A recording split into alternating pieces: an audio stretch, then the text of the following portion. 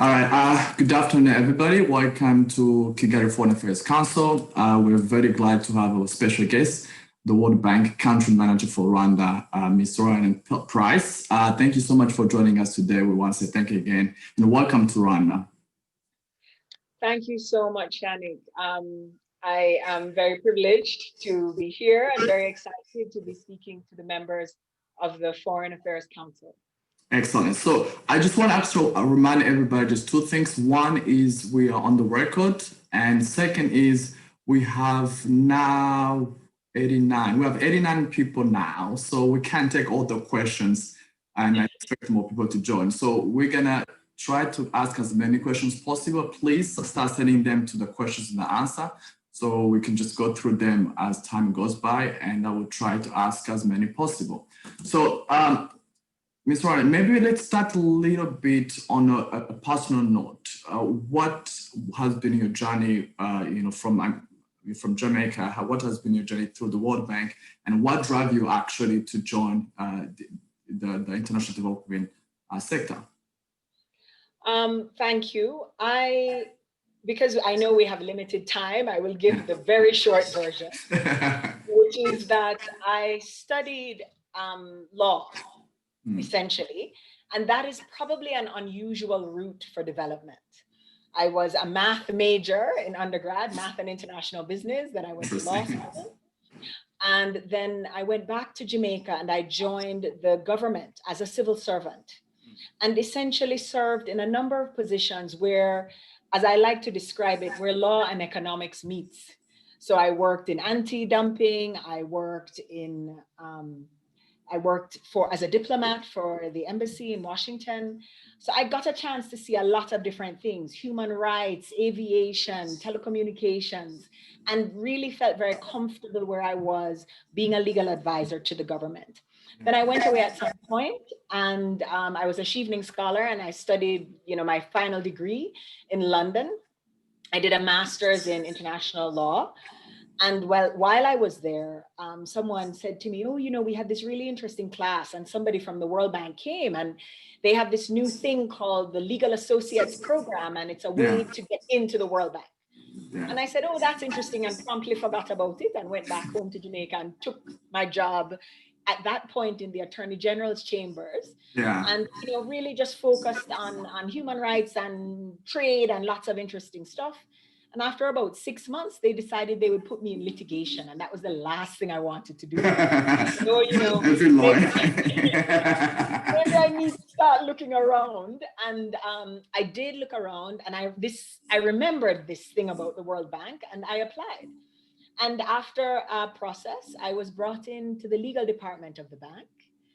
And I did that for 2 years and then worked on the Caribbean, sitting where I am now, what we call the country management unit, which is the unit that faces the governments on strategy, etc. After doing that for a bit, I moved to Africa Energy. Yeah. I worked on the energy portfolio. At that point, it was 55 projects, a $10 billion portfolio. Then I left and went to Sri Lanka and worked there as the number 2, Indonesia as the number 2 as well, and now here in Rwanda as the person leading dialogue with the government. Excellent. Wow, that's a very interesting journey. I always love hearing people's journey, how they end up in different sectors. So it's fascinating. Thanks for sharing. So let's move back a little bit on the work of the World Bank in Rwanda. What's your current portfolio in Rwanda and national projects you're working on? Fantastic. That's a good question. It's what I want to talk to you about, of course. Our program size at the moment is about $2.2 billion. And it's $2.2 billion of lending, of financing that we have given to the government. Rwanda qualifies for what we call IDA, or Resources from the International Development Association. Yeah. And these are highly concessional resources. In most instances, a lot of it is grant. In fact, Rwanda has now recently moved into a status that means for each project that we prepare, 50% of it is regular national IDA under highly concessional terms, and the other 50% is entirely grant terms. Our portfolio is as I said, large with $2.2 billion, but broad as well in terms of the sectors that it covers. At present, the majority, or rather a very significant portion of our portfolio, approximately 29%, is in energy. And the second sector the sector that takes second place is education. After that, it's work in the urban sector. And we have two phases of a project on Rwanda urban development project, essentially. And so that's quite a hefty sum of resources. And then it's followed by substantial portfolios in agriculture, in transport, and in the financial sector. So that's mainly the spread of projects. That, I think, all of those together, those six, account for approximately 80% of our portfolio in Rwanda. And then we have some other smaller investments. And just touch on this. So you always work with the government. Your government is the partner, or sometimes you work with civil society or NGOs, or it's. This is an excellent question. The bank is made up of three different institutions. There are more, but three for the purposes of this conversation. One is what we are calling the World Bank, and our principal interlocutor at the World Bank, which is what I head, is the government. We are supporting the government on achieving its development objectives. We have the IFC, which you might have heard about, the International Finance Corporation. Yes. They interact principally with the private sector. And then we have MIGA that also deals with the private sector. When the bank develops the programs, they develop those programs with the government. But oftentimes, because development requires lots of different stakeholders, the private sector benefits because, for example, the work that we do on energy, the private sector is a significant beneficiary, on affordable housing. We expect the private sector to come in to be able to provide the finance, the housing solutions. And oftentimes civil society is very important. They are consulted when we do our strategies. Sometimes they are third-party monitoring persons in our projects and programs. Sometimes the government chooses certain NGOs as implementing agents for particular types of programs. So broad range of stakeholders benefit from World Bank financing. I see. So you mentioned projects you're working in. Just want to touch on what are some key achievements in some of those sectors? I think that what is important to remember is that the government's achievements, or rather our achievements are the government's achievements, because we are essentially supporting the implementation of the government's development strategy. And so, there are many, we have had many programs. We currently have something like 16 different operations. But maybe let me touch upon some of those programs that have gone on for a long time. So we've been sort of accompanying the government on a journey. Yes. And the one that I think would be important to mention, first of all, is where we have most of the resources, almost a third of the program now, which is in energy. National access to electricity has increased from 18% to 52% under the previous strategy. When it began, now some 6 years ago, it was about 18% coverage, and it has now moved to approximately 52%.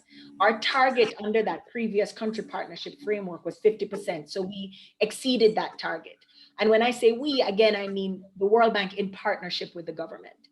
For on-grid, that is essentially electricity connections that you're getting from the pole, right? The pole and the wire. We have a target of approximately 40%. We've hit 38% together with the government, and 14% for off-grid.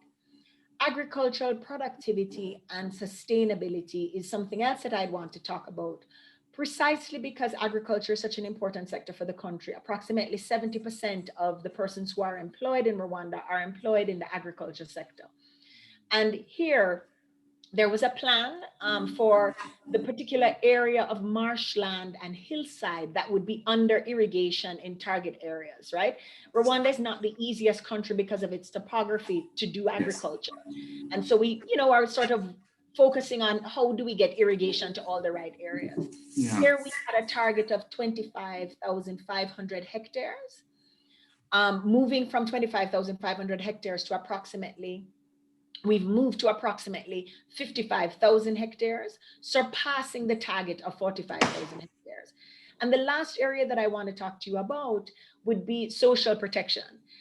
Social protection is an area that we've been involved in very strongly under the previous strategy and still now. And we would want to talk about the number of sectors, that is geographic areas, covered by the VUP Direct Support Program. And this increased from approximately 120 sectors covered to approximately 416 sectors. And this is against the target of 300 sectors. So these are some of the areas where we have had long-term programs. And these are some of the achievements that we have made with the government, about which we are very proud. So you just started your, I want to touch on this, you just started your term as a country manager. So I would be very interested to hear what's your priorities and what you actually are hoping to achieve at the end of your term. You know, Yannick, you will recall that where we had sort of met each other was around this conversation on our strategy. Yes. We call it the country partnership framework. Mm. And the bank decides every 4 to 6 years to define a strategy with the government. And when I say the bank, I mean the World Bank Group, MEGA, IFC, and World Bank. Okay. And we decide together what are the areas we're going to focus on. And that actually is a little bit my roadmap as the country manager to see what sectors am I going to work in, what development objectives, does the government want the bank to focus on? So to partner together to try to achieve. Yes. We set targets in that strategy. We set results in the results framework, certain indicators that we're going to monitor and the targets under those indicators. And that essentially sets out the roadmap for me.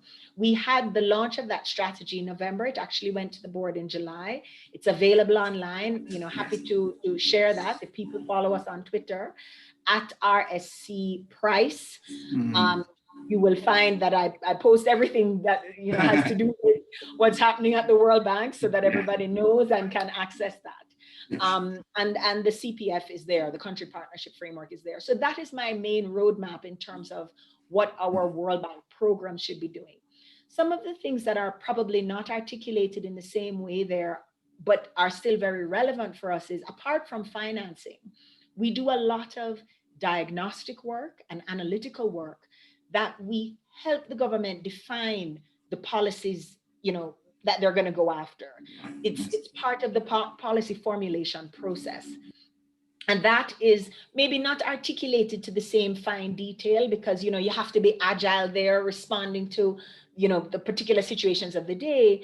But that's a very important piece as well of what we do. So it's financing as well as this analytical and advisory work that the bank, offers and provides to the government. I mean, I have my own targets as a person. Yes, I am always very keen to mentor. I am very keen to have young people be as passionate about development as I am. And so, this kind of outreach, through NGOs, through, organizations that deal with young people are some of my own personal goals. But in terms of what the World Bank program is to try to achieve, the country partnership framework is the best articulation of that. So you just mentioned the country partnership framework. So just a follow-up question on this. How much you've been investing in those years and where are we going to see in the increasement of the investment? These are all very good questions. The way the bank works, as I mentioned, the government receives resources from the International Development Association. Yeah. And so that's a sort of set amount. And the set amount for Rwanda for the next 3 years, because the cycles are every 3 years, so you get an allocation for 3 years, that amount is approximately $900 million. But you know that you live in a country that is unique and outstanding. And so year after year, Rwanda manages to leverage even more than its national IDA allocation. And I think that has a lot to do with the country's very strong focus on planning, very strong vision, leadership, and very strong execution, which is a real challenge for countries, even larger countries and richer countries than Rwanda, they're not so good on execution. And Rwanda is really outstanding in that regard. And so even in this plan, we have provided in the country partnership framework for, how should we say, we have provided for more resources than have been set out that we have been allocated, right? Yes. I think it sets out approximately 1.15 million, even though only 900 million is 1.15 billion, sorry. Yes, billion. Even though only 900 was set aside. Yes. And we continually work on how we help the government to leverage additional resources from other development partners. So by setting up platforms where we define a particular program and where other partners might want to come in and join, and also by encouraging leveraging trust funds, because there are, pools of financing, grant financing that sometimes we can have access to. Yes. And further, the World Bank also has a number of windows, crisis window for private sector development, and some transformational type programs that we try to position Rwanda to be able to take advantage of those windows as well. Why are we doing this? Can I just give me 2 seconds to say that? Yes, it is loans that the bank offers, right? Mm-hmm. As I mentioned, part loan, part grant, now the terms that Rwanda gets. Yes. But these loans are far less expensive. They are highly concessional. So far less expensive than one would be able to get from a commercial bank, for example. Yes. And that's why we feel very comfortable in using that as the vehicle for engaging with the government. So I want to open up for questions, but before we go to that, I want to touch on the current crisis a little bit. So how's the bank helping with COVID, the recovery process? So what's your role playing in this part? Thank you for that question. We have really had to think as a development institution with an unprecedented crisis of this nature that has touched all of the globe. We had to think about how are we going to try to address ourselves to the problem. And so the first thing that the bank came up with was this COVID response framework that essentially sets out 4 areas in which we're working. The first was the emergency health response, right? Immediately, we came in being able to draw down on resources to enable governments to track, to treat, to trace, to essentially improve the health system, to be able to just wrap their hands around, buy PPE, procure ventilators, etc. We were one of the first development partners to be able to commit resources to the government of Rwanda. That was a $14.5 million loan. And when other development partners came in with their resources, the beauty, I think, of that loan is that we were able to be very flexible. So if there was a development partner that offered ventilators, for example, or PPE, then we were able to move the bank financing to another area that might have had less interest or support. The second prong, or the second pillar of that COVID response framework, the way that we are thinking about and approaching our support to governments, was the protecting the poor and vulnerable people. And that was generally through expanding the coverage of the social protection systems. And there we already had a loan or an operation on the ground strengthening social protection systems. Yes. And through that operation, we looked at expanding the coverage, meaning improving the number of persons who would be able to benefit from the social protection programs, but also looking at topping up or making the amount of resources that they got through those programs more, essentially, in order to try to stave off what we saw might have been, job loss, lockdown, meaning unable to go to work. Poor families needed to be able to eat. And so this would be one way to be able to ensure that that happened. The government was very strongly committed to that and moved fast. The second was essentially protecting and saving livelihoods, right? People's jobs, preserving jobs. And we got to that by essentially trying to help firms and financial institutions to continue to stay afloat. Yeah. And there we have, that was through the Economic Recovery Fund that the government has in place. And then lastly, strengthening policies, institutions, and investments for resilient, inclusive, and sustainable recovery. And there I can tell you about something very innovative that we're doing. It was already on the cards. It was called the Human Capital Development Policy Operation. And we're essentially doing a suite of policies that strengthens the government's response on human capital, on health, on education, and on social protection. I see, I see. So, all right, good. So let's take questions. Clement, we'll go with you first. Please tell your name and what you do, and then ask your question. And then we'll go next with Jonathan. Hello, Roland. Good to meet you. My name is Clement Wageneza. I'm in the technology business here in Rwanda, but my question is more related to the recent news on Zambia defaulting. Within the context of economic downturn across Africa, how do you see this expanding? Is just a specific case to Zambia, or is it something we are going to see more and more? And what can this, what are the alarm we should have as business people, as for Rwanda or any other closer country, that this might actually be some kind of a snowball effect? You really just come in with the tough ones, don't you, Clement? Firstly, I'd like to say, no, this is totally fine. I mean, a totally reasonable question, but I'd like to say that my purview, my remit is very much Rwanda. And presently, though Rwanda's debt is increasing, I see absolutely no risk a risk of default. I mean, default is a very extreme situation and comes, COVID has been, as I mentioned, unprecedented. I'm not sure that it would have been the total cause of the default in the case of Zambia, but it could have been the tipping point, where there's only so much money and there's so many things that one has to do. And so maybe making debt payments are not the highest priority. Maybe there are other priorities that the government went after. So I can say to you that I think countries have to think long and hard. I mean, defaults are not something that just happen on a whim. They have to think long and hard in terms of making those decisions. And you mentioned whether there would be a snowball effect. The information that I have, my reading, etc., says that that's not what is in the cards right now. It's not likely that Zambia is going to happen and then we're going to see this going across the region. And definitely there is no risk of that at present in relation to Rwanda, who has very strong macro and fiscal.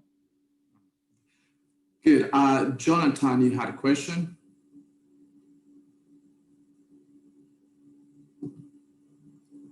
Jonathan? Okay, I will come. Somebody asked, Cowan from the SDG Center for Africa, she asked, how's the bank supporting broadway the SDG Agenda and Africa Union 2063? This is an excellent question. We don't often start off by saying that, but of course the World Bank is a specialized agency of the UN. The way that governments generally are addressing their SDGs is through their development programs, their how should I say, their vision documents, their strategic documents. So what Rwanda has articulated in its NST1 is essentially the pathway for getting to the SDGs. And the World Bank's strategy supports the implementation of the NST1. And so by doing so, or through this, we are supporting the SDGs. Yeah. The World Bank sits as part of the Development Partners Consultative Group. And as part of that group, we keep a very watchful eye on how the government is doing, how Rwanda is doing in relation to the achievement of the SDGs. Yeah. And all of the development partners are looking at how their programs are contributing. And so this is something that we're keeping under quite watchful eye. I think COVID has, when I say has thrown a spanner in the works, so to speak, has been very distracting, right? We've been looking at sort of managing people's health, ensure people stay alive, ensure that there are good systems in place. Yeah. And so a lot of the work of the Development Partners Group until now has been very strongly focused on COVID response, COVID impact. But I can see that we will now move back, as it seems as though the health response is very much under control and we're now looking towards vaccines, etc. We will now move back to look at those medium-term goals. And I can assure you that the government has never lost sight of those goals, because as we are engaging with them in the 3 or 4 months that I've been here, we've prepared 3 new operations to the board, one on energy, one relation to the phase 2 of urban development, and a third, this human capital policy loan.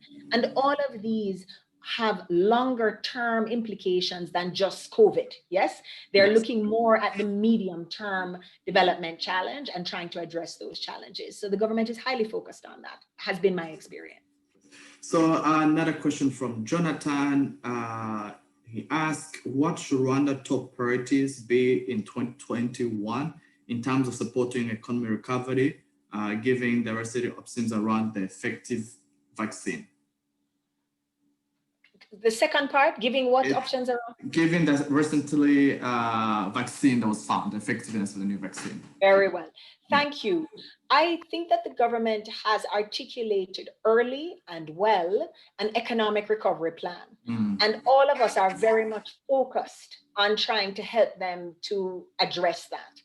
The economic recovery plan touched on some of the areas that I spoke about in the government, in the World Bank's COVID response plan. So health response was the first. And let me just carve out a space there to talk a little bit about vaccines. There's a facility called COVAX that is looking at ensuring that there are sort of fair and equitable access to vaccines for all countries, right? At the beginning, there was this panic that the rich countries are going to get all of the vaccines and the poor countries who don't have resources are going to come in late and get nothing, right? So as development partners, we've been very strongly focused on affordable and equitable access to vaccines. COVAX is one such solution, and the bank is helping by trying to ensure that governments, including Rwanda's government, will have access to resources that will enable them to pay for the vaccines when they come. So we're currently having conversations with the government to develop that plan for procurement and deployment of vaccines and the strengthening of the health system with complementary measures to try to ensure that that can be done in a very consistent fashion. The COVAX facility will provide the first 20% of vaccines that are needed, but essentially it's a work in progress. They're trying to figure out, how will those resources come, how will we afford those resources, how will they get them to the countries, because it's like you're fixing the plane while it's flying, right? Because COVID is still happening and people are trying to respond, and things every day, there are developments and movements. So I think that's a very good thing. And what we are trying to do as the bank is to try to ensure that the government has the resources in place, the financial resources, to ensure that it can procure the vaccines that are necessary for the population. So that's on the health side. The economic response plan that the government had also had social protection as a critical piece of it, and I spoke about that. A significant piece also is the economic recovery fund and the support that they're trying to provide to companies, to firms, to ensure that livelihoods are in place. That has been going very well with regards to tourism and those companies that are involved in tourism. They've renegotiated, the length of loans. They're also providing through another window working capital for some firms. I heard from the Minister of Finance when he spoke at the launch of our country partnership framework that on that, even though the resources are available and the government continues to try to encourage firms to take advantage of those resources, the uptake is not as brisk as the government was expecting. And so they are attempting to assess why that is and to be agile, right? To sort of shift and change to try to ensure that there is greater uptake. So the government's articulation of its priorities in the economic recovery plan, in our view, are right on point. And what we've been doing is working to support that. So we are running out of time, but Adam, you have a question if you could ask very, very fast. We'll be able to get into it. And I'll try to be short, Adam. Go ahead. Adam, your question? Adam, oh, you wrote it down. Human capital development policy. How is this a plan in particular touching to skills development and how the youth can access the platform already established? Okay, great.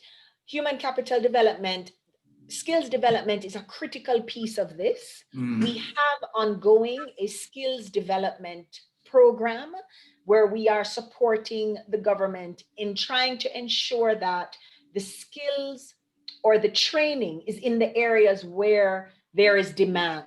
Yes, no point in everybody going to learn, I don't know, French when all of the business is happening with China, right? So one of the challenges that we see across many different countries is that the skills training is not necessarily matching the labor demand.